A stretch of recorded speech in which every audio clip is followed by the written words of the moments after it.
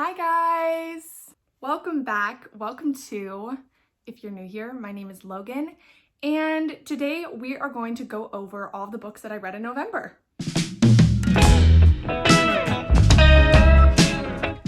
It was a pretty slow month for me. I actually only read 4 books? Question mark, question mark? Stay tuned, maybe I'm lying, I don't know.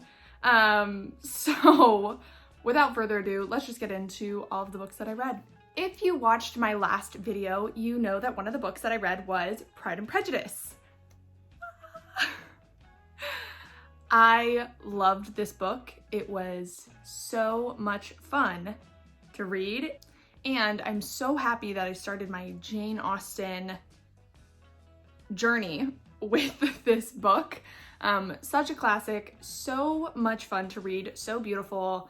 I did a whole 5-minute wrap-up final thoughts on that book, so I will link it somewhere if you want to check that out. But yes, 10 out of 10, really loved it.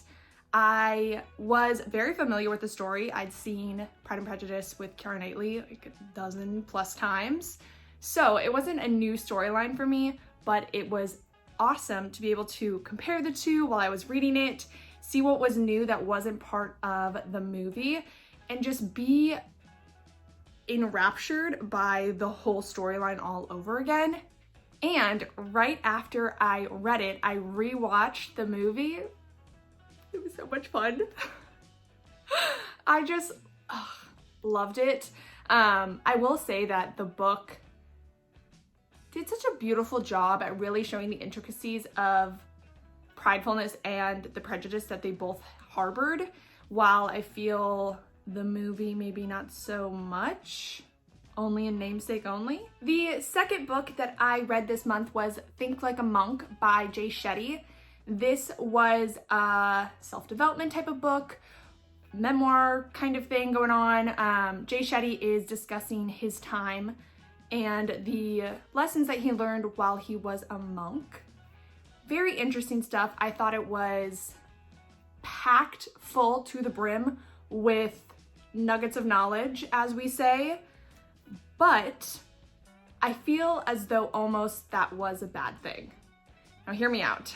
So at the beginning of this book, I was like, yes, this book is going to be so good. I'm going to get so much out of it, etc., etc. But as the book went on, it just seemed like too much. I was overwhelmed by everything that he was putting down. I wasn't able to pick it all up, I guess. And the end result was I just felt like I kind of gave up on understanding and learning it all and really taking it all in. And that sucks. That's not what I want. So I'm thinking that maybe if I bought this book physically, because I listened to it as an audiobook, maybe that will help if I want to reread it or read different passages again. But all in all, yeah, it just was really too long and really too insightful, I guess. Is that, I didn't think I'd ever hear me say those words in my whole life. But yeah, it just felt too much knowledge. But I did really like it. I think I still gave it like a 4 or 3.5 out of 5 stars. He was so much fun to listen to. He has a great accent. But all in all, it did feel just like a little overwhelming for me. And maybe that's pressure that I'm just putting on myself to take in everything, but alas, that's how I felt.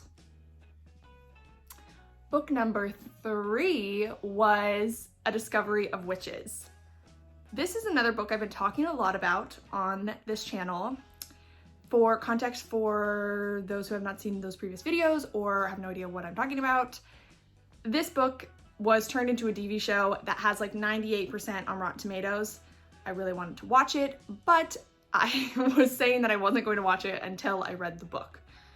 I read the book this month, and I binge watched and watched the show as well. So I thought about doing a whole video on my thoughts on this, but alas, here we are. I'm just gonna talk to you guys about it here. So, the book. adult Twilight? Question mark? That's how it felt to me. There was a lot of similarities. There was, oh, I guess spoilers alert if you haven't seen Twilight, but you know, a very possessive vampire. A girl who we think is supposed to be this like strong female character, and she kind of just seems like she can't do anything by the end of the book. Why do you do that? I don't want to say other things that are similar because I don't want to give anything away, but trust me, it had a lot of similarities. I thought it was fine, this book. Like, I thought it was fine, but it just did not fulfill me in the way that I wanted it to. It was not all the way there for me.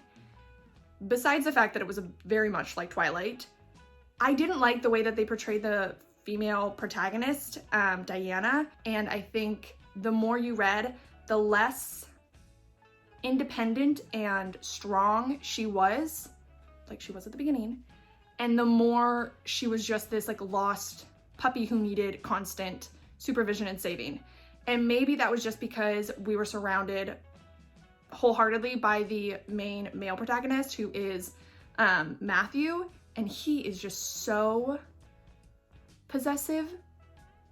And I don't know why it is that we continually have these male fantasy type of characters who are like that. Think After, think Twilight, think A Discovery of Witches. All of those guys are possessive, domineering types of figures. And I don't know why we think that that's what we want in a love story anymore. It just really blew my mind. I obviously have a lot of thoughts and opinions on this. As for the TV show, I don't get it. I hate to say that. But I don't get it. It was not a 98% Rotten Tomatoes kind of thing. I guess it kind of left a good, oh my gosh, what's gonna happen cliffhanger at the end. But yeah, it wasn't it, which I really hate to say. It really it hurts my soul. But alas, it is what it is. It is what it was. I don't know if I will read the second one, because this I think is a trilogy. I really don't know. I don't think anytime soon I will be reading this. Book number 4, the final book that I read this month, was 1,000 Splendid Suns. This was the pick for our book club, and it was really great. I thought it was such a moving story, but it was definitely hard to read. I think within like the first 20 or 30 pages, I knew that it was going to be a very hard, very heavy type of book, and yeah, it slayed my heart. It really hurt, but it was still very beautiful.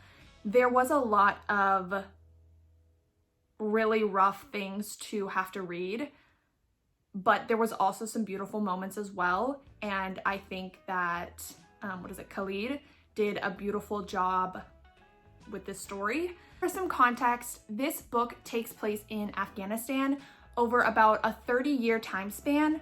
We start around when the Soviet Union has invaded, then we have the reign of the Taliban, and then the post-Taliban rebuilding of Afghanistan.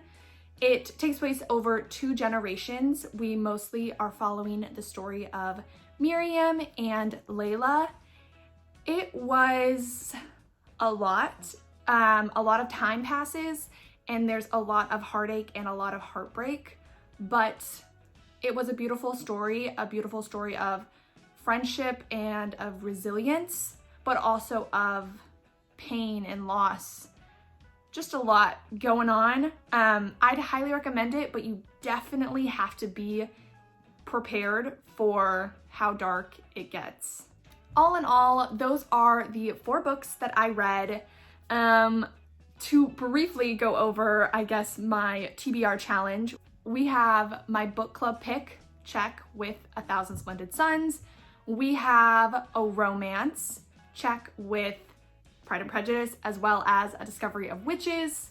We have a classic, Pride and Prejudice, check. We also have a self-development book with Think Like a Monk, as well as an audiobook with Think Like a Monk. Lastly, we have a book by a POC author, which is 1,000 Splendid Suns, as well as Think Like a Monk. Last but not least, we have a book turned movie/TV show, which we have as Pride and Prejudice and or A Discovery of Witches. I'm kind of shocked. This is my first time going through that. I did not think that I was gonna hit all those. Very shook, very shocked. But, you know, that's kind of awesome. 4 books, hits them all. Boom, boom, boom. That is all I have for you guys today. I hope you guys enjoyed this video. If you have read any of the books that I read in November, please comment down below, let me know your thoughts. If you guys enjoyed this video, make sure to give it a big thumbs up. I really appreciate it. And make sure that you are subscribed with your little belly on so that you guys will get notified the next time I post. And I'll see you guys in the next one.